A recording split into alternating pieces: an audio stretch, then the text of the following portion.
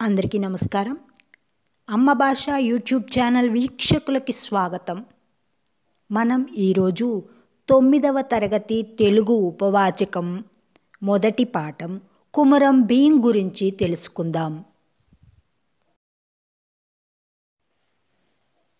జల్ జంగల్ జమీన్ మనది అనే నినాదంతో గోండులను, కోయలను, చెంచులను సంఘటితపరచి పోరుబాటలో నడిపించిన విప్లవ వీరకిశోరం కుమరం భీం. మా గూడెంలో మా రాజ్యం అనే నినాదంతో గిరిజనులందరినీ ఏకం చేసి ప్రభుత్వంపై సమరం సాగించిన పోరాట యోధుడు కుమరం భీం. నీరు, అడవి, భూమి మనది అనేటటువంటి నినాదంతో గోండులు, కోయలు, చెంచులు మొదలైనటువంటి గిరిజన జాతులందరినీ కూడా ఏకంచే యుద్ధం అనేటటువంటి బాటలో నడిపించినటువంటి విప్లవ వీరుడు కుమరం భీం. మా గూడెంలో మా రాజ్యం అనేటటువంటి నినాదంతో గిరిజనులందరినీ కూడా ఏకం చేసి ఒకే త్రాటిపై నడిపించి ప్రభుత్వం పైన యుద్ధం సాగించినటువంటి యుద్ధ వీరుడు కుమరం భీం. తెలంగాణ ప్రాంతంలో ఆకుపచ్చని ఆదిలాబాద్ అడవుల్లో ఉదయించినటువంటి గొప్ప యుద్ధవీరులు గోండులు. అట్లాంటి వీరుల్లో కుమరం భీం కూడా ఒకడు. అప్పటి ఆదిలాబాద్ జిల్లాని ప్రస్తుతం కుమరం భీం జిల్లాగా మార్చడం జరిగింది. కుమరం భీం తండ్రి పేరు కుమరం చిన్ను, తల్లి సోంబాయి. తండ్రి గూడానికి పెద్ద, ఆయన్ని పటేల్ అంటారు. ఈయనకు భీంతో పాటుగా సోము, బొజ్జు అనేటటువంటి కుమారులు, ఇంకా కుర్దు, యేసు అనేటటువంటి ఇద్దరు తమ్ముళ్ళు కూడా ఉన్నారట. వీళ్ళంతా కూడా గోండు తెగకు చెందినటువంటి వాళ్ళు. ఆదిలాబాద్ అడవుల్లో నివసించేటటువంటి ఈ గిరిజనుల్లో ఎన్నో తెగలున్నాయి. గోండు, కొల్లాం, పరదాన్, కోయ, అందాల్, చెంచు, బిల్లులు, ఇలా చాలా తెగలున్నాయన్నమాట. అడవిలో పుట్టి అడవిలో పెరిగి అడవిలోనే చనిపోయేటటువంటి వారికి అడవే ప్రపంచం కనుక అడవి తమది అని వాళ్ళు బలంగా గట్టిగా నమ్ముతారు.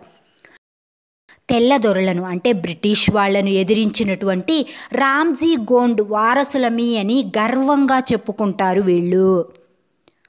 ఆంగ్లేయులను ఎదుర్కొన్నటువంటి తొలి గిరిజన పోరాట యోధుడు రామ్జీ గోండు. ఈ తెగకు చెందిన వారే వీళ్ళందరూ కూడా. కాబట్టే మేము రామ్జీ గోండ్ వారసులమి అని చెప్పి చాలా గర్వంగా చెప్పుకుంటారు. కుమరం భీం బాల్యం నుండి అంటే చిన్నప్పటి నుండి కూడా చాలా తెలివైన వాడట, సాహసవంతుడు. అంతేకాకుండా ఒక నాయకునికి ఉండవలసినటువంటి లక్షణాలన్నీ ఉన్నవాడు భీం. భీము చిన్నప్పటి నుంచి కూడా ప్రతి విషయానికి స్పందించేవాడు, ప్రతి విషయాన్ని గురించి ఆలోచించేవాడు, దేన్ని ఊరికే వదిలిపెట్టేవాడు కాదు. ఈ లక్షణాలే తరువాత భీంని గిరిజన వీరుడిని చేశాయి అని చెప్పొచ్చు. భీం ఆలోచనలకు పురుడు పోసింది, అతని భావాలకు బలాన్నిచ్చింది భీం వదిన కుకుబాయి. భీం చిన్నప్పుడు సంకెనపల్లి గూడెంలో పెరిగాడు. గూడెం అంటే ఏంటంటే కొండ ప్రాంతంలో ఉండేటటువంటి చిన్న పల్లె. అక్కడ ఉండేటటువంటి చెట్టు, చేమ, బోళ్ళు, బండలు, కొండలు, వాగులు ఇలా ఒకటేమిటి సమస్తం ప్రకృతి అతడిని తీర్చిదిద్దింది అని చెప్పొచ్చు. ఆ రోజుల్లో ఒకరోజు భీం ఏంటంటే తన స్నేహితులైనటువంటి జంగు, కొంతల్, మాధు, పైకులతో కలిసి అడవికి వచ్చాడనమాట. వాళ్లతో పాటు మేక పిల్లలు కూడా వచ్చాయి. మరి మేక పిల్లలకి ఆహారం కావాలి కదా, కాబట్టి పైకు ఏం చేశాడంటే దగ్గరలో ఉన్నటువంటి ఒక నారేప చెట్టు ఎక్కాడు. దట్టమైనటువంటి అడవి ప్రాంతంలో పెరిగే చెట్టు నారేప చెట్టు అనమాట. ఈ చెట్టు 24 నుంచి 30 మీటర్ల ఎత్తు వరకు పెరుగుతుందట. పైకు ఆ నారేప చెట్టు ఎక్కి ఒక కొమ్మ మీద కూర్చొని పాటలు పాడుకుంటూ ఏం చేస్తున్నాడు, సన్న సన్న మండలు ఉంటాయి కదా వాటిని నరికి మేకలకు వేస్తున్నాడు అనమాట. అంటే మేకలకు ఆహారం వేస్తున్నాడు. భీమేమో కథ చెబుతున్నాడు. మారేడు చెట్టు మీద కూర్చొని మండలు నరుకుతున్నటువంటి పైకుతో జంగు ఏమంటాడంటే, తొందరగా దిగు, వాళ్ళు చూసినారంటే చాలా కష్టం అంటాడు. అన్నట్లుగానే ముగ్గురు జంగ్లాత్ జవాన్లు, ఒక సుంకరి ఊరికొచ్చారు. అడవిని నరికివేయగా ఏర్పడినటువంటి ప్రాంతాన్ని జంగ్లాత్ అంటారు. దీనిని రెవెన్యూ భూమి అని కూడా అంటారు. ఇందలి పోలీసులు అంటే బంట్రోతులను జంగ్లాత్ జవాన్లు అంటారు. ఆ జంగ్లాత్ జవాన్లు వస్తారు, తొందరగా దిగు అనే లోపులోనే ముగ్గురు జంగ్లాత్ జవాన్లు, ఒక సుంకరి అంటే పన్నులు వసూలు చేసేటటువంటి వాళ్ళు పరుగెత్తుకుంటూ వచ్చారట. పైకుని పట్టుకున్నారు. వారి వెనకే వచ్చినటువంటి అమీన్ సాబు, చెట్లు కొడుతున్నారా, ఈ భూమిని మీ అయ్యలు పెంచి పెద్ద చేసినారనుకున్నారా అని, అరే అందరిని పట్టుకుని బంగ్లా దగ్గరికి తీసుకురండిరా అని తన మనుషులకి ఆజ్ఞ వేస్తాడనమాట. ఆ తర్వాత గూడెం పెద్ద కుమ్రం చిన్ను కదా, అంటే కుమ్రం భీం వాళ్ళ నాన్న, అతన్ని చూస్తూ వాళ్ళు ఏమంటారంటే, అడవిలో ఆకు కూడా తెంపొద్దన్నా, చౌకీదార్ను సారేదార్ను పంపి నీకు చెప్పమన్నా. ఈరోజు నేను వచ్చి చూసిన, ఏముంది, నా కళ్ళ ముందే పిల్లలు అడవిని నరికారు, దానికి శిక్ష ఏంటో తెలుసా అని అమీన్ సాబ్ అంటాడు. కొమ్మ నరికినోని వేళ్ళు నరకడమే తగిన శిక్ష అని కూడా చెబుతాడు. ఇది ఎంతటి అన్యాయమో ఒకసారి ఆలోచించండి. ఒక పెద్ద చెట్టుకున్నటువంటి ఒక చిన్న మండని కొట్టినందుకు చేతి వేళ్ళు నరికేస్తారట. ఆ శిక్ష వేశారు. అందరూ కూడా, అంటే ఆ గూడెంలోని వాళ్ళందరూ కూడా ఎంత బతిమిలాడినా కూడా వినకుండా పైకు వేళ్ళని నరికించేశాడు అమీన్ సాబ్. మరి వేలు చిన్న గాయం అయితేనే మనకు ఎంతో నొప్పితో విలవిల్లాడిపోతామే, అలాంటిది పైకు చేతి వేళ్ళు నరికితే ఆ పైకు అరుపులతో అడవంతా కూడా ప్రతిధ్వనించింది. అడవంతా ఏడ్చిందా అన్నట్లుగా అయ్యింది. ఆ నొప్పిని భరించలేక స్పృహ తప్పి పైకు కింద పడిపోయాడు. తర్వాత చౌకీదారు ఎవరెవరు ఏ ఏ పట్టీ కట్టినారో చదివినాడు. పట్టీ అంటే పన్ను. పట్టీల పేరు మీద ఆ పూట గూడెం అంతా కూడా జంగ్లాత్ వాళ్ళు లూటీకి గురయ్యింది. అంటే పన్నుల పేరుతో జంగ్లాత్ వాళ్ళు ఆ గూడెంలో ఉన్నదంతా కూడా దోచుకున్నారు. ఈ సంఘటన భీమ్ను పట్టి కుదిపింది, అంటే బాగా ఆలోచింపచేసింది. భీమ్ ఆవేశంతో వదిన వద్దకు పోయాడు. వదినే, ఈ గాలి నీరు ఇక్కడి ఆకాశం మొత్తం మనమైనప్పుడు ఈ భూమి అడవి మనమెందుకు కావు? అడవి భూమి మాత్రమే వాళ్ళవెట్లా అయినవి అని ఆవేశంగా ప్రశ్నిస్తాడు. అప్పుడు వాళ్ళ వదిన కుకుబాయి, ఈ ప్రశ్నలు మనోళ్ళందరికీ వస్తే బాగుండు, మీ నాయన్ని అడుగు అంటుంది. పట్టి అంటే పన్ను. మేక, ఆవు, ఎద్దు, భూమి, నాగలి, మంచె, గడ్డి, గుడిసె, ఇలా వాళ్ళకున్నటువంటి ప్రతి దాని మీద కూడా పన్ను వేసేవాళ్ళు. మరి ఆ ప్రతి దాని మీద ఉన్నటువంటి పన్నుని కడితే చివరకు వాళ్ళకేం మిగులుతుంది? తినడానికి తిండి కూడా ఉండదు. మరి ఎలా బతకాలి వాళ్ళు? కష్టమంతా కూడా పన్నుల రూపంలో జంగ్లాత్ వాళ్ళు గుంజుకుంటుంటే, లాక్కుంటుంటే ఆకలితో చచ్చిపోవాల్సిందే కదా అని ఇలా భీమ్ పరి విధాలుగా, అంటే అనేక రకాలుగా ఆలోచిస్తూ ఆ రోజు భోజనం కూడా చేయకుండా ఆకలితో పడుకున్నాడు. ఈ సంఘటన భీమ్ మనసుపై చెరగని ముద్ర వేసింది. తమ కష్టాన్ని ఇతరులు అన్యాయంగా తీసుకుపోతున్నారే అని తెలుసుకున్నాడు. దీనికి వ్యతిరేకంగా భీమ్ చిన్ననాడే ఆలోచించడం అనేది నేర్చుకున్నాడు. షావుకారులు అంటే ధనవంతులు గిరిజనుల్ని మోసం చేసేటటువంటి తీరు కొంతవరకు భీమ్కి అర్థమైంది, కానీ కొంత అర్థం కాకపోయేది. జరగకూడని విధంగా జరుగుతున్నటువంటి విధానాన్ని గురించి ఆలోచించాడు భీమ్. కానీ ఆపడం ఎట్లా అనేది మాత్రం భీమ్కి అంతుపట్టలేదు. దోపిడీలో అన్నీ కోల్పోయినటువంటి కుమ్రం చిన్ను ఆరోగ్యాన్ని కూడా కోల్పోయాడు, అంటే అనారోగ్యవంతుడయ్యాడు.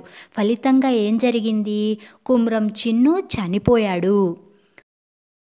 చిన్ను చనిపోయిన తర్వాత కుమ్రం కుర్దు ఏం చేశాడంటే తన తమ్ముడు యేసు కుటుంబాన్ని, అలాగే అన్న పిల్లల్ని అంటే కుమ్రం చిన్ను పిల్లల్ని అందరినీ తీసుకొని సంకెనపల్లి వదిలి వెళ్ళిపోయారు. కొందరు కొలాములు కూడా వీరితో బయలుదేరారు. కొలాములు అంటే వీళ్ళు కూడా ఆదిమవాసి తెగవారనమాట. గూడెం వదిలేస్తుంటే భీమ్ చాలా బాధపడ్డాడు. మరి తను పుట్టి పెరిగినటువంటి ఆ గూడాన్ని వదలాలంటే మనసులో చాలా బాధగా అనిపించింది. ఇది చూసిన వదిన అంటే కుకుబాయి ఇదంతా మనకి మామూలే అని చెప్పి అడవుల్లో బతికే మనకు ఇవి అలవాటే అని చెప్పింది. వాళ్ళు జనగామ అంటే ఆసిఫాబాదు, ధనోరా దాటి సుర్దాపూర్ చేరుకున్నారు. మైదాన ప్రదేశాన్ని చూసి బండ్లాపి పక్కనున్నటువంటి పెద్ద వాగు ఒడ్డుకి గుడిసెలు వేసుకున్నారు ఉండడానికి వీలుగా. ఆ తర్వాత అక్కడున్నటువంటి చెట్లు, తుప్పలు ఇవన్నీ కూడా నరికేశారు. రాళ్ళు రప్పలు ఉంటే ఏరి పారేశారు. ముండ్ల కంపలుంటేనేమో ఆ కంపల్ని కాల్చేశారు. అందరూ కలిసి సమిష్టిగా పనిచేసి ఆ తర్వాత భూమిని సమానంగా పంచుకున్నారు. వారందరూ సమిష్టిగా కష్టపడ్డారు. ఆ కష్టానికి ఫలితంగా జొన్న చేన్లు ఏపుగా ఎదిగాయి, అంటే దట్టంగా పెరిగాయట. ఆ జొన్న చేలను చూసి అందరూ కూడా మురిసిపోయారు, ఆనందించారు. ఎందుకు అంటే కడుపు నిండా 6 నెలల పాటు వాళ్ళందరికీ తిండి దొరుకుతుంది అని అనుకున్నారు కాబట్టి. ఆ విధంగా అనుకొని ఆనందంగా ఉన్నటువంటి సందర్భంలో వాళ్ళ వద్దకు 12 మంది కొత్త వాళ్ళు వచ్చారు. వచ్చిన వాళ్ళలో సిద్దిక్ అనేవాడు ఏమన్నాడంటే, ఈ ప్రాంతం అంతా కూడా నాది, నన్ను అడగకుండా ఎందుకు దున్నారు అని చెప్పి ప్రశ్నిస్తాడు. అప్పుడు భీమ్కి సిద్దిక్కి మధ్య తీవ్ర స్థాయిలో వాగ్వివాదం జరిగింది. ఒకరికొకరు తీసిపోని విధంగా సీరియస్గా అన్నమాట వాళ్ళిద్దరి మధ్య మాటల యుద్ధం జరిగిందంట. కొద్దిసేపట్లోనే కట్టెలతో కొట్లాడుకునే వరకు వచ్చింది. ఆ ప్రాంతం అంతా కూడా రక్తసిక్తమైంది. అంటే అలా కట్టెలతో కొట్టుకుంటూ ఉంటే గాయాలవుతాయి కదా, ఆ గాయాల నుంచి రక్తం ప్రవహించింది. భీమ్ కొట్టినటువంటి దెబ్బకి సిద్దిక్ చనిపోయాడనమాట. సిద్దిక్ చనిపోగానే అతనితో వచ్చిన వాళ్ళందరూ కూడా భయంతో పారిపోయారు అక్కడి నుంచి. అప్పుడు వెంటనే భీమ్ వదిన కుకుబాయ్ వచ్చి, భీమ్ ఇక్కడి నుండి వెళ్ళిపో అని చెప్పింది. అట్లా భీమ్ తన వారి నుండి వేరైపోయాడు. అట్లా వెళ్ళినటువంటి భీమ్ తిరిగి సంకెనపల్లి చేరుకున్నాడు. అంటే మొదటగా తను పుట్టి పెరిగినటువంటి గూడానికి వెళ్ళాడు. తన మిత్రుడైనటువంటి కొండల్ని కలిసి సుర్దాపూర్లో జరిగినటువంటి గొడవ అంతా కూడా చెప్తాడు. ఇలా కొట్టాను నేను, అప్పుడు సిద్దిక్ చనిపోయాడు. ఆ సమయంలో సిద్దిక్కు ఈ భూములు ఎవరిచ్చారు, అసలు అవి అతని సొంతం ఎట్లా అయ్యాయి, పట్టా అంటే ఏంటి, గోండోళ్లకు పట్టాలు ఎందుకు ఇవ్వరు, నైజాం అంటే ఏంది, సర్కార్ అంటే ఎవరు, మేం దున్నినప్పుడు రాని సిద్దిక్ తర్వాత ఎందుకు వచ్చాడు, సిద్దిక్ది తప్పు కానప్పుడు నాది మాత్రమే తప్పు ఎందుకు అవుతుంది, ఇలాంటి ప్రశ్నలన్నీ కూడా ఉదయించినాయి. తన గోడంతా తన బాధ అంతా కూడా ఆ ప్రశ్నల రూపంలో కొండల ముందు వ్యక్తపరిచాడు భీమ్. ఆ విధంగా రాత్రి గడిచింది. ఎట్లా తెలిసిందో ఏమో కానీ ఈ గొడవ అంతా కూడా అంటే సుర్దాపూర్లో జరిగినటువంటి విషయాలన్నీ కూడా తెల్లారేసరికి సంకెనపల్లి గూడెం అంతా కూడా పాకింది. ఇక అక్కడ ఉండలేక భీమ్ వెళ్ళిపోతాను అంటాడు. అప్పుడు కొండలు నేను కూడా వస్తాను అని చెప్పి భీమ్తో పాటు బయలుదేరతాడు.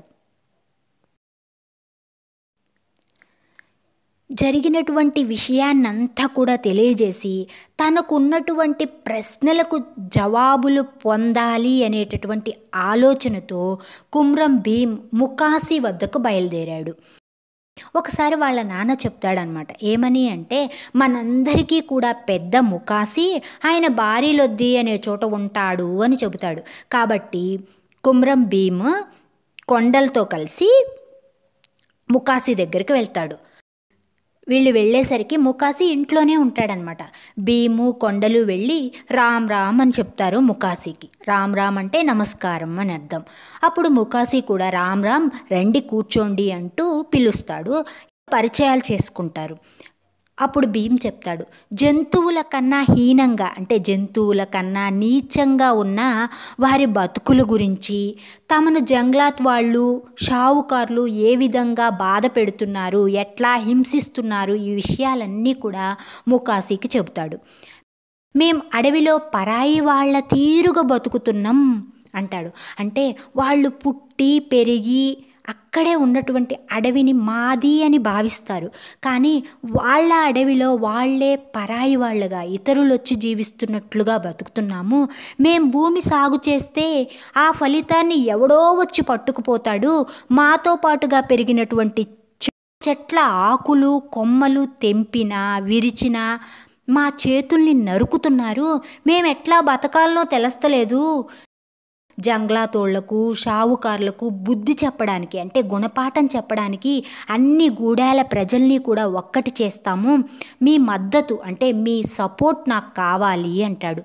బ్రిటిష్ వాళ్లకు రామ్జీ గోండ్ బుద్ధి చెప్పినట్లు మనం కూడా వీళ్లకు బుద్ధి చెప్పాలి అని ఉద్రేకంగా భీమ్ అంటాడు. భీమ్, ఎప్పటికే నువ్వు సర్కారు దృష్టిలో ఉన్నావు. సర్కారు అంటే ప్రభుత్వం అన్నమాట. ప్రభుత్వ దృష్టిలో పడ్డావు. ఇట్లాంటి హింసా పద్ధతులు వద్దు, అంటే కొట్టుకోవడం చంపుకోవడం లాంటివి ఏవి వద్దు. నువ్వు తొందరపడకు. సర్కారుకు జంగల్ మీద లాభాలు కావాలి, అంటే ప్రభుత్వానికి అడవి మీద లాభాలు కావాలి. కాబట్టే జంగ్లాతోళ్ళు మిమ్మల్ని హింసిస్తున్నారు, బాధ పెడుతున్నారు. రామ్జీ గోండు తీరుగా కొట్లాడడం అనేది మనతో అయ్యే పని కాదు, మనతో కాదు, నా వల్ల మాత్రం కాదు అని మెల్లగా అంటాడు ముకాసి. భీమ్ ఏమనుకుంటాడు, ఇక మాట్లాడి లాభం లేదులే అనుకొని ముకాసి ఉండే ఊరు వదిలేస్తాడు. భీము కొండలకు ఎటు పోవాలో తెలియదు. కనిపించిన దారిలో ముందుకు పోతూ ఉన్నారు. అట్లా వెళ్తున్నటువంటి వాళ్ళకి ఒక పెద్ద ఊరు ఎదురైందట. అక్కడ పెద్ద పెద్ద భవనాలు, పెద్ద పెద్ద దుకాణాలు, షాపులు, ఇంకా ఆడవాళ్ళు మగవాళ్ళు అందరూ కూడా మంచిగా అలంకరించుకొని కనిపిస్తారు.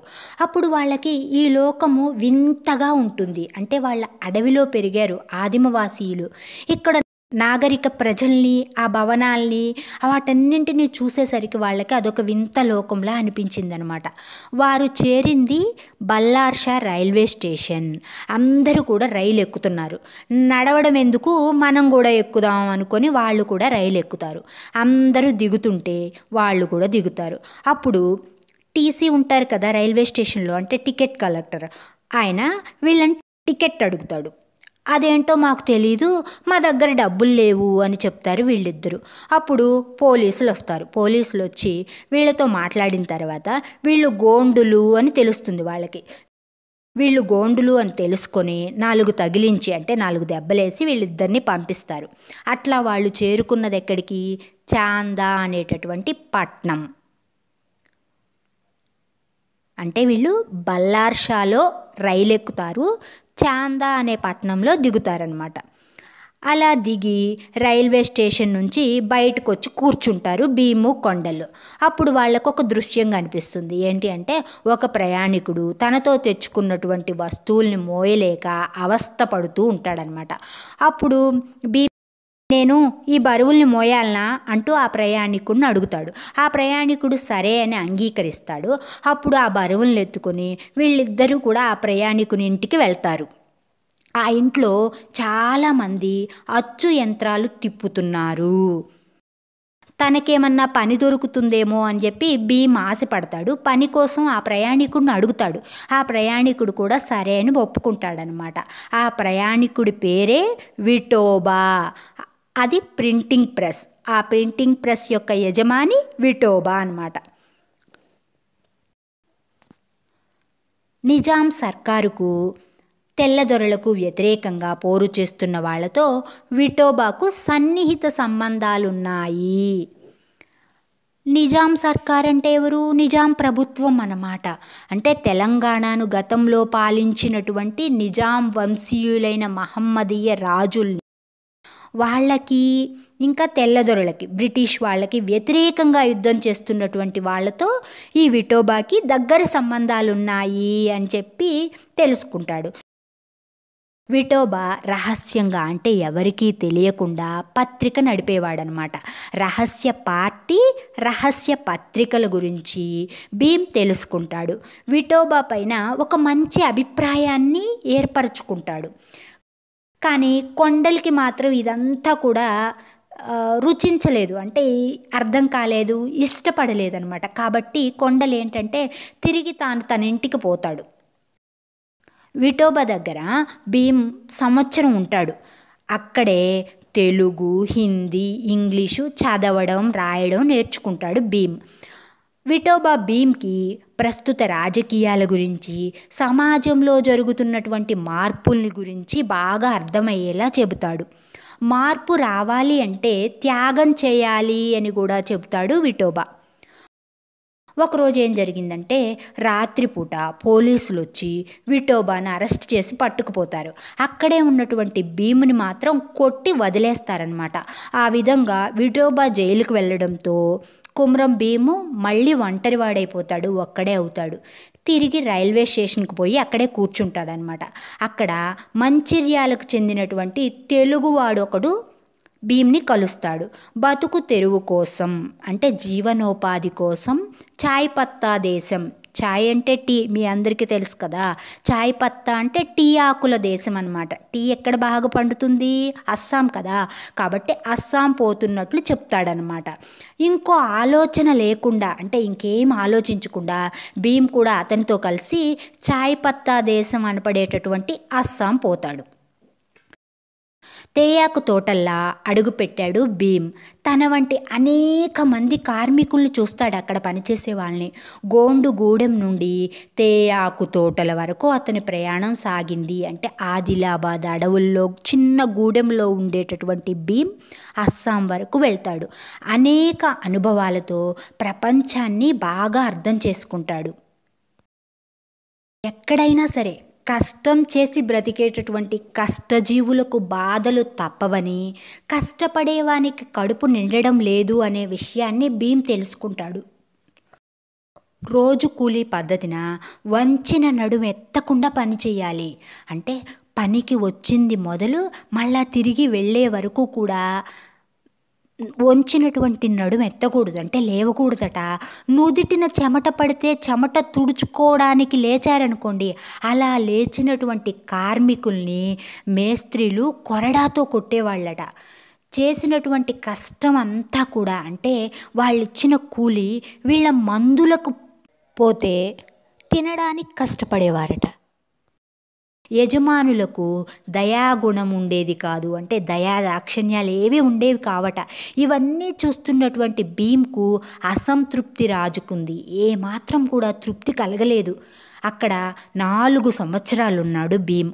ఆ సమయంలోనే భీమ్కు మన్యం ప్రాంతం నుండి వచ్చినటువంటి తెలుగువానితో పరిచయం ఏర్పడింది. మన్యం అనగానే మనకెవరు గుర్తుకొస్తారు? అల్లూరి సీతారామరాజు. మన్యం వ్యక్తి ద్వారా మన్యం ప్రాంతం గురించి, మన్యం వీరుడైనటువంటి అల్లూరి సీతారామరాజు గురించి భీమ్ తెలుసుకుంటాడు. అంతేకాకుండా బ్రిటిష్ వాళ్ళు అంటే తెల్లదొరలు అక్కడి ప్రజల్ని, మన్యం ప్రజల్ని పెట్టినటువంటి యాతనలు, బాధల గురించి వింటాడు. మన్యం ప్రాంత ప్రజల్ని సీతారామరాజు ఏ విధంగా సమీకరించాడు అనే విషయాన్ని బాగా అర్థం చేసుకుంటాడు. రామరాజు యొక్క పోరాట రీతుల్ని ఆకళింపు చేసుకుంటాడు. అంటే యుద్ధ విధానాల్ని, యుద్ధ రీతుల్ని అవగాహన చేసుకుంటాడు. యువకులకు యుద్ధ రీతుల్ని ఏ విధంగా నేర్పాడో తెలుసుకుంటాడు. అడవిపై మాకు తప్ప ఎవరికీ కూడా అధికారం లేదు అని గిరిజనులతో చెప్పించిన అల్లూరి సీతారామరాజు యొక్క గొప్పతనాన్ని అర్థం చేసుకుంటాడు భీమ్. యుద్ధ సమయంలో సమాచారాన్ని అంటే విషయాల్ని చేరవేసేటటువంటి విధానాన్ని వంటబట్టించుకుంటాడు. యుద్ధ మెళుకువల్ని అంటే యుద్ధంలోని టెక్నిక్స్ని గ్రహించాడు. ఇప్పుడు భీమ్ ఒక ఎక్కుపెట్టిన బాణం అంటే గురిపెట్టినటువంటి బాణం వంటి వాడు భీమ్.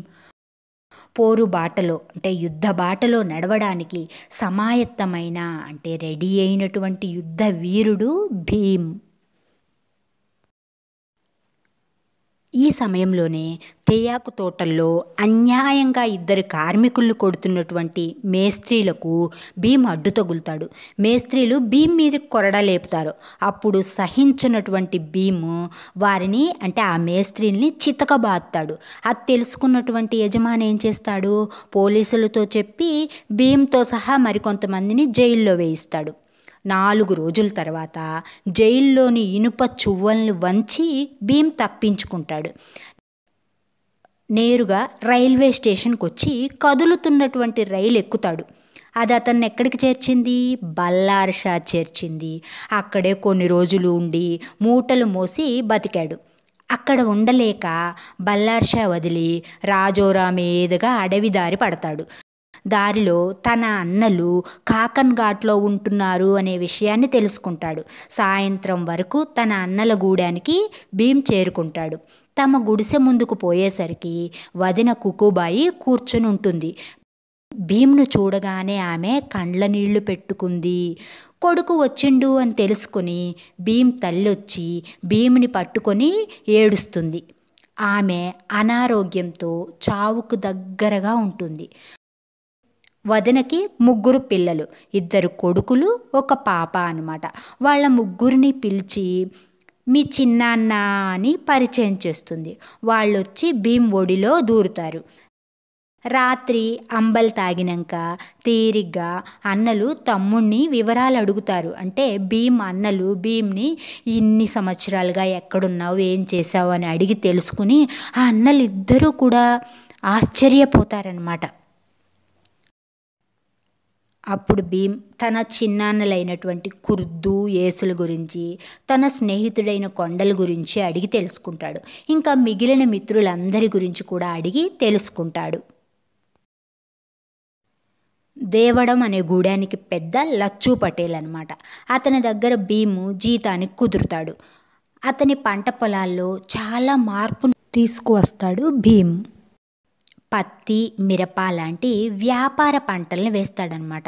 అక్కడ అందరూ కూడా భీమ్ తెలివితేటలకు మెచ్చుకుంటారు. భీమ్ చాలా తెలివైనవాడు, వ్యవహార దక్షుడు, అంటే పనులు చక్కబెట్టడంలో చాలా సమర్థవంతుడు అని అందరూ మెచ్చుకుంటారు. లచ్చు పటేల్ భూముల వ్యవహారాల్ని ఇంతకుముందు చూసేటటువంటి వ్యక్తి పేరు అంబటిరావు అనమాట. ఆయనకు ఒక కూతురు ఉంటుంది. ఆమె పేరు సోంబాయి. ఆమెను భీమ్కిచ్చి పెండ్లి చేస్తే బాగుంటుంది అని లచ్చు పటేల్ నిర్ణయించుకుంటాడు. ఆ విధంగా కుమరం భీమ్కు సోంబాయికి లచ్చు పటేల్ ఆధ్వర్యంలో పెళ్లి జరుగుతుంది. ఆ రోజుల్లో కుమరం భీమ్ వార్తల్లో వ్యక్తి అయినాడు. కుమరం భీమ్ పట్ల ఆకర్షణను, ఇష్టాన్ని పెంచుకున్నటువంటి పైకుబాయి అనే యువతి కుమరం భీమ్ని కోరి మరీ పెళ్లి చేసుకుంటుంది. భీమ్ కాకన్ ఘాట్లో కాపురం పెడతాడు. అంటే భీమ్కి 2 భార్యలు, ఒక ఆమె సోంబాయి, ఇంకొక ఆమె పైకుబాయి. కుర్దు తన తమ్ముడు యేసు దగ్గరికి అంటే ధనోరాకు వస్తాడనమాట. అతనికి అడవిని నరికి భూమిని సాగు చేసుకోవాలి అనేటటువంటి ఆలోచన వస్తుంది. అన్ని ప్రదేశాలు కూడా తిరిగి చూస్తాడు, అలా సాగు చేయడానికి ఎక్కడ భూమి అనువుగా ఉంది అని. బాబేజరీ లొద్ది అంచున సాగు భూమి ఉంది అని తెలుసుకుంటాడు. తానొక్కడే కాకుండా చాలామందిని ఏకం చేస్తాడు. బాబేజరీ గుట్టలు గొడ్డళ్ల చప్పుళ్లతో ప్రతిధ్వనించాయి.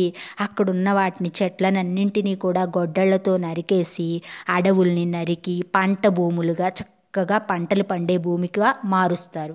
బాబేజరీ, చెల్బండి, గోగిన్ మోవాడం, టొయికన్ మోవాడం, భీమన్ గొంది, కల్లేగాం, మురికిలొంక, అంకుసాపూర్, నర్సాపూర్, దేమ్డిగూడ, జోడెన్ ఘాట్, పట్నాపూర్ మొదలైనటువంటి 12 గూడాలను వాళ్ళు రూపొందిస్తారు. పందిళ్ళు, గుళ్ళు, మంచెలు, జెండాలు ఇలా వాళ్ళకు కావలసినవన్నీ కూడా సమకూర్చుకుంటారు. కొత్త ఊర్లు వెలిసినట్లు అలాగే కొత్త బతుకులు కూడా మొదలయ్యాయన్నమాట వారికి. వారం రోజుల్లోనే బాబేజరీలో గోండులు, కొలాంలు 12 గ్రామాలను రూపొందించారు అనేటటువంటి విషయము అగ్నిల దావాననం తీరుగా పాకింది. వీళ్ళు 12 గ్రామాలు ఏర్పరచుకున్నారు అనే విషయం అందరికీ తెలిసిపోతుంది. అప్పుడు జంగ్లాత్ వాళ్ళు వీళ్ళపైన దాడి చేస్తారనమాట. ఆ గూడాలన్నింటినీ కూడా కాల్చి బూడిద చేశారు. అందరి మీద కూడా కేసులు పెట్టారు.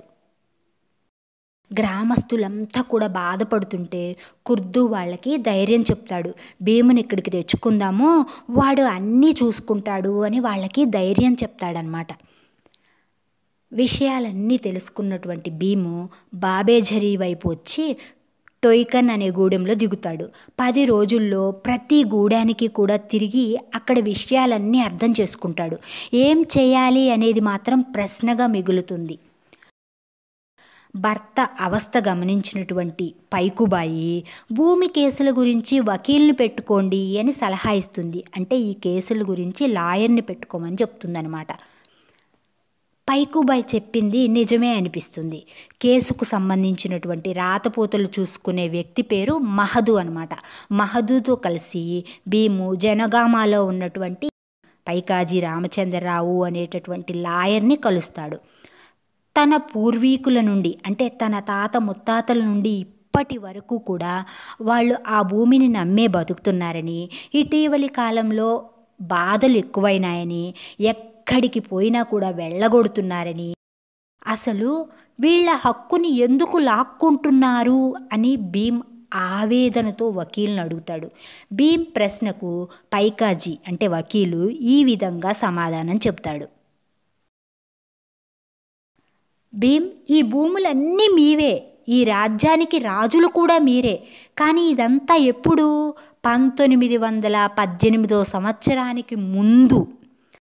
అప్పుడు సర్కారు అంటే ప్రభుత్వం అడవి వైపు చూడలేదు, అడవి పైన హక్కును కూడా కోరుకోలేదు. 1918లో తహసీల్ ఆఫీసు ఉట్నూరుకు వచ్చింది. అది తెలిసి మైదాన ప్రాంతాల నాగరిక ప్రజలు ఉంటారు కదా, వాళ్ళందరూ కూడా కొండ కోనల్లోకి వచ్చారు. ప్రభుత్వంతో ఏదో విధంగా సంబంధం పెట్టుకున్నారు. దానివల్ల పట్టాలు వాళ్ళకి దక్కాయి, భూమి మీద మీకున్న హక్కు పోయింది, ఇప్పుడు చట్టం వాళ్ళని కాపాడుతుంది అని వకీలు భీమ్కి చెప్తాడనమాట. పట్టా అంటే ఏంటంటే సొంత భూమిపై హక్కును తెలుపుతూ రెవెన్యూ శాఖ ఇచ్చేటటువంటి అధికార పత్రం. ఈ విధంగా చెప్పినటువంటి వకీలుతో ఈ చట్టాలు తయారు చేసింది ఎవరు?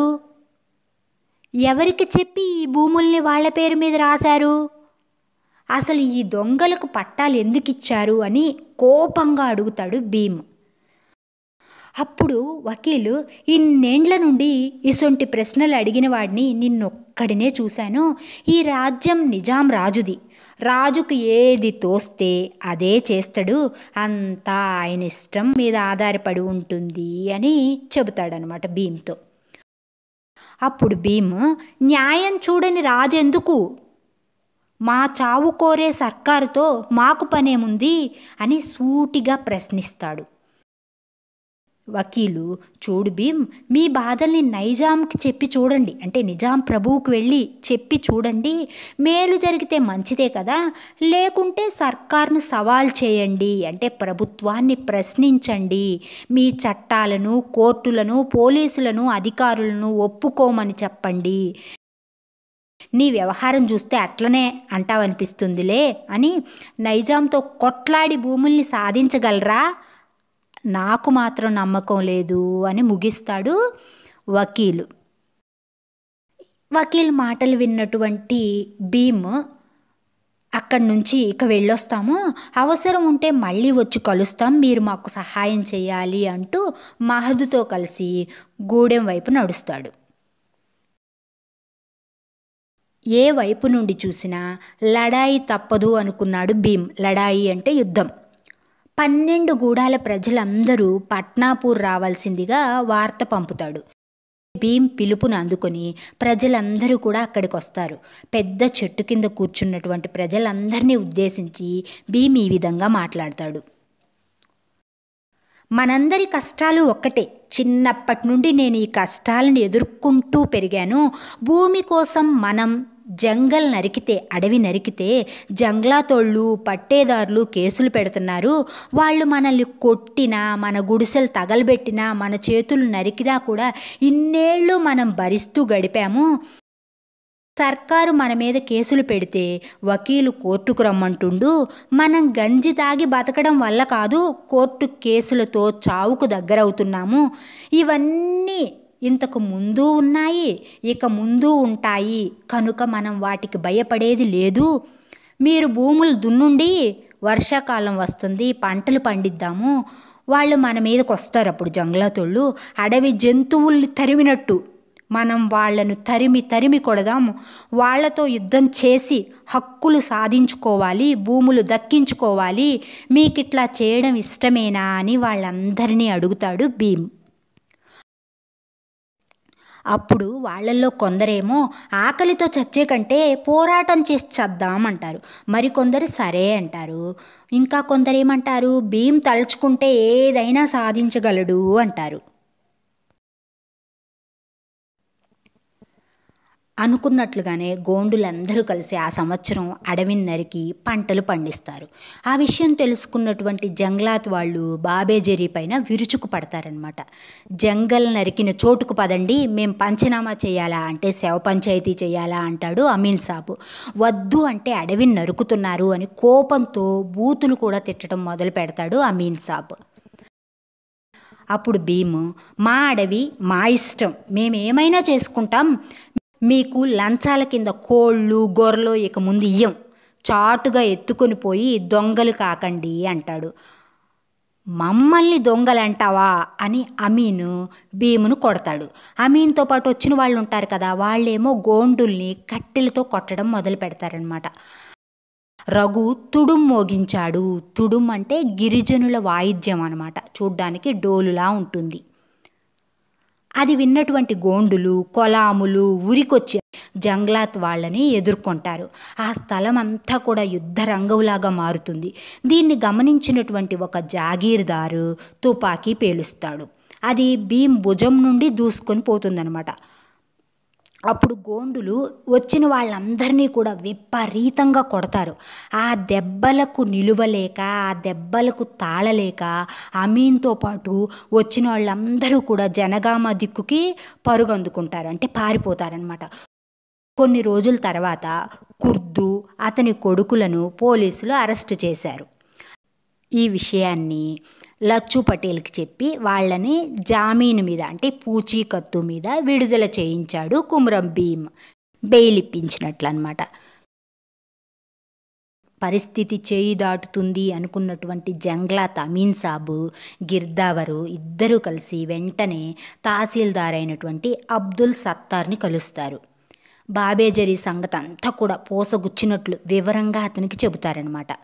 ఏకు తీరు ఉన్న గోండులు మేకు తీరుగా అయ్యారు అని, అమాయకులు అనుకున్న వాళ్ళు యుద్ధ వీరులయ్యారని, ఇంకా ఇలాగే చూసుకుంటూ పోతే చాలా ప్రమాదం అని అనుకుంటారనమాట.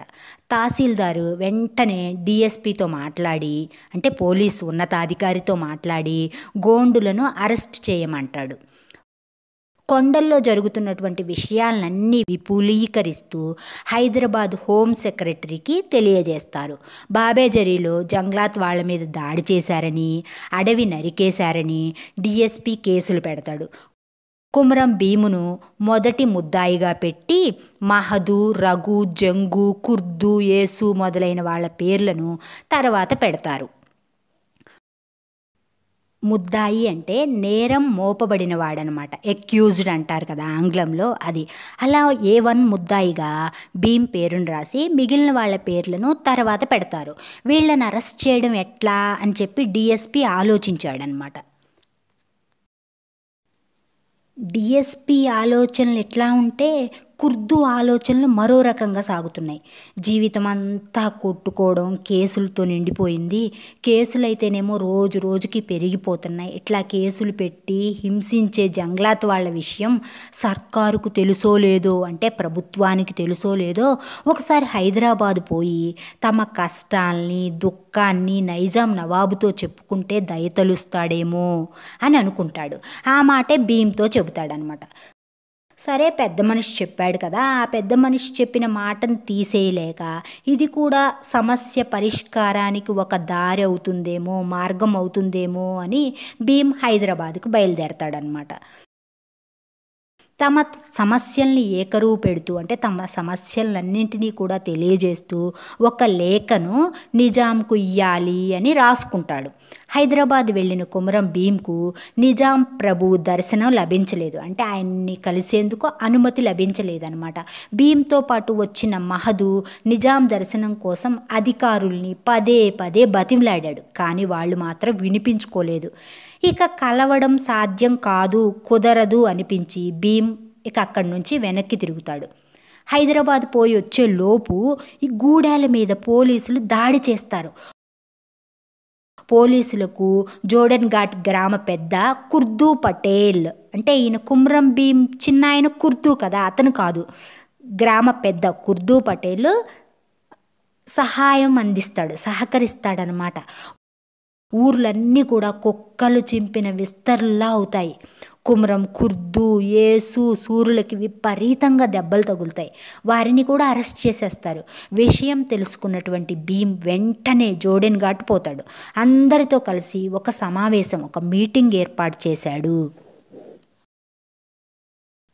మేం హైదరాబాద్ వెళ్ళాము, నిజాం రాజును కలవలేకపోయాము, ఇక్కడేమో పోలీసులు పదే పదే మన మీద దాడులు చేస్తున్నారు, వాళ్ళు మనల్ని బతకనియ్యరు, కానీ మనం బతకాలి.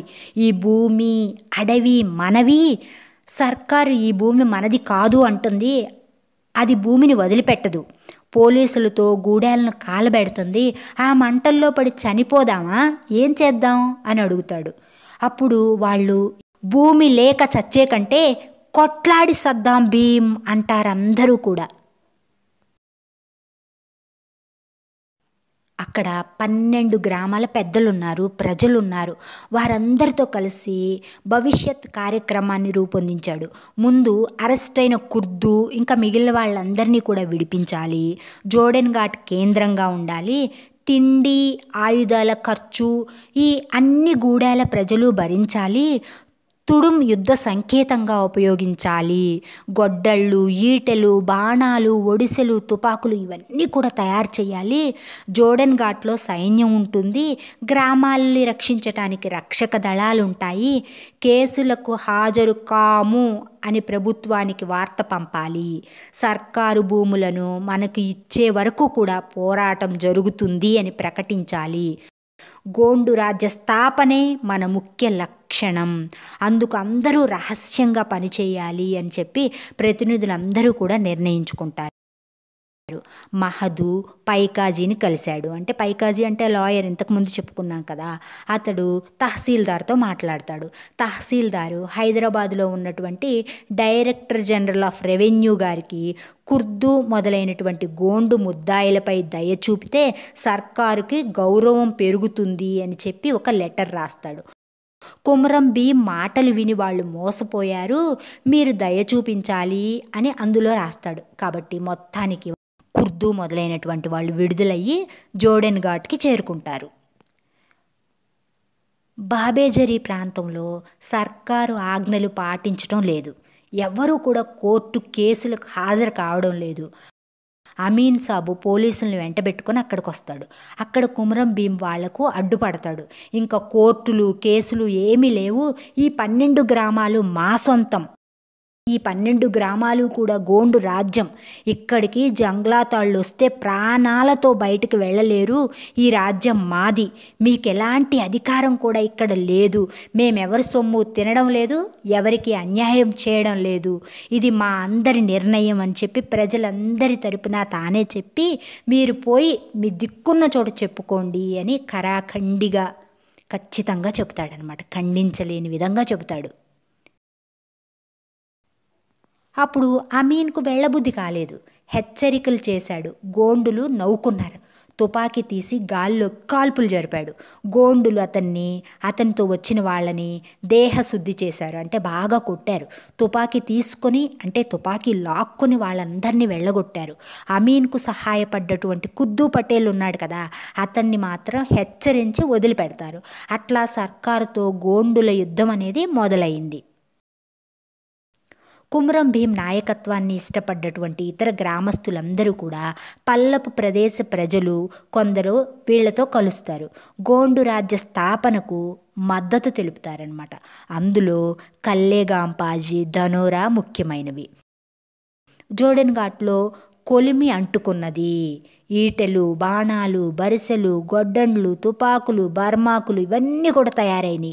వాటిని వాడడంలోని మెళుకువల్ని యువకులకు, పిల్లలకు భీం నేర్పుతాడు. స్త్రీలు కూడా సహాయం చేస్తున్నారు. పైకుబాయి ముందుండి పనులు చూసుకుంటుంది.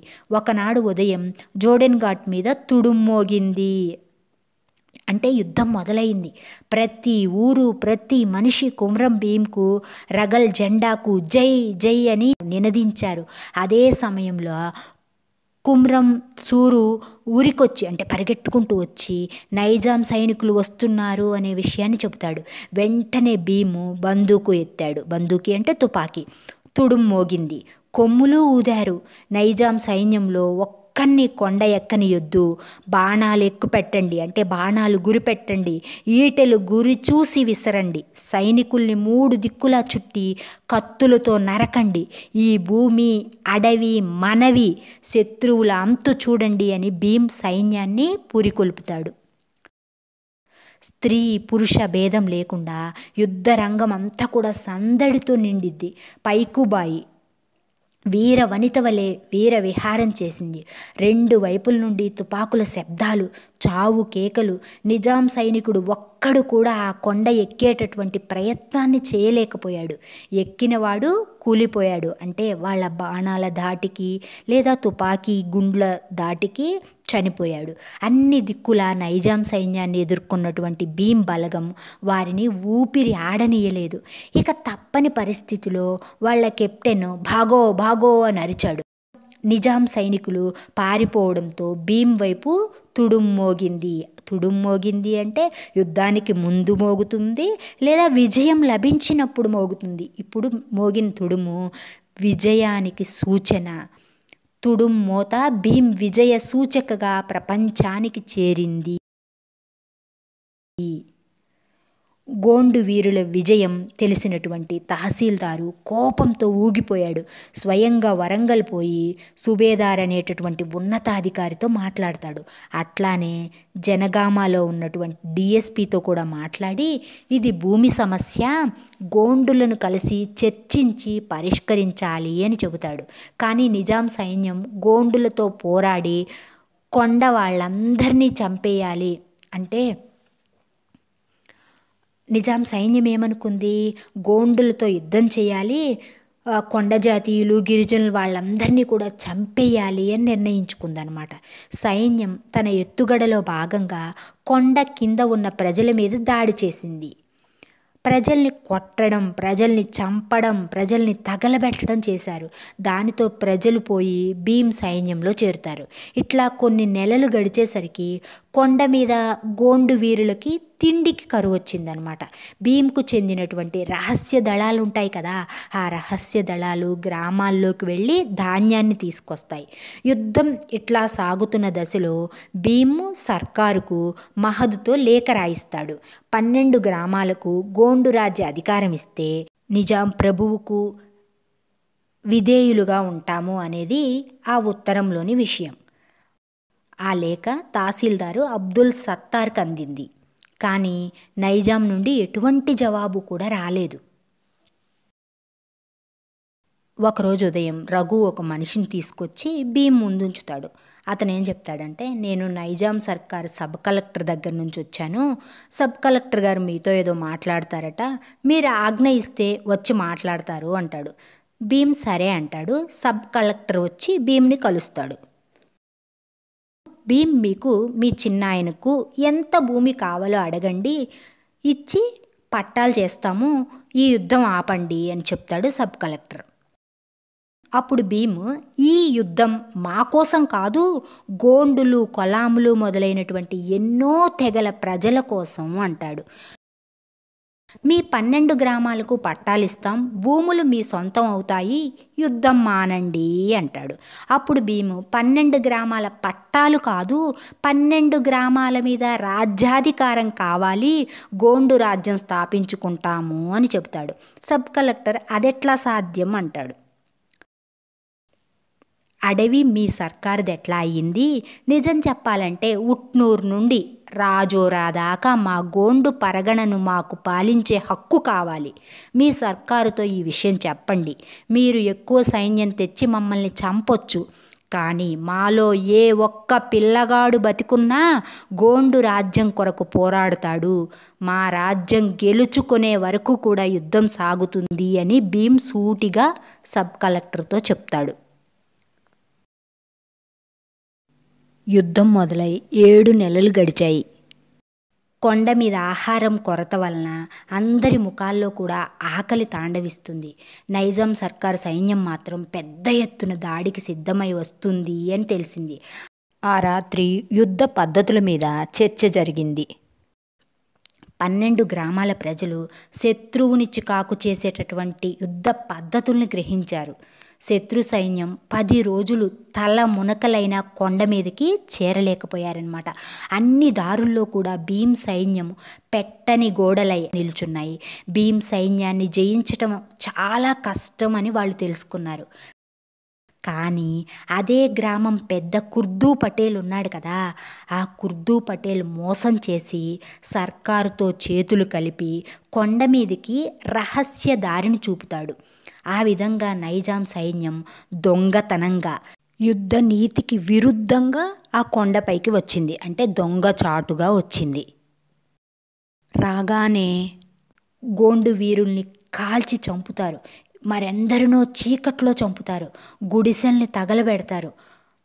అదిగో కుమరం భీం అక్కడున్నాడు దొరా అని కుర్దూ పటేల్ భీం వెనుక నుండి చూపెడతాడు. ఇంటి గుట్టు బయటపడింది. భీం మీద తూటాలు కురిశాయి.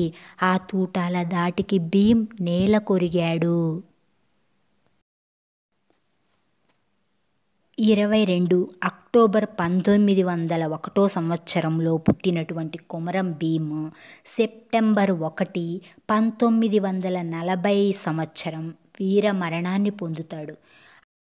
ఆదివాసీ ప్రజల కొరకు, భూమి కోసం, భుక్తి అంటే ఆహారం కోసం, నాటి నైజాం పాలన నుంచి ఆదివాసుల్ని విముక్తి చేయడం కోసం పోరాడి వీర మరణం పొందినటువంటి గోండు వీరుడు, గోండు రాజ్య అస్తిత్వం కోసం పరితపించినటువంటి అమరజీవి కుమరం భీం తెలంగాణ చరిత్రలో నిలిచినటువంటి ఆణిముత్యం.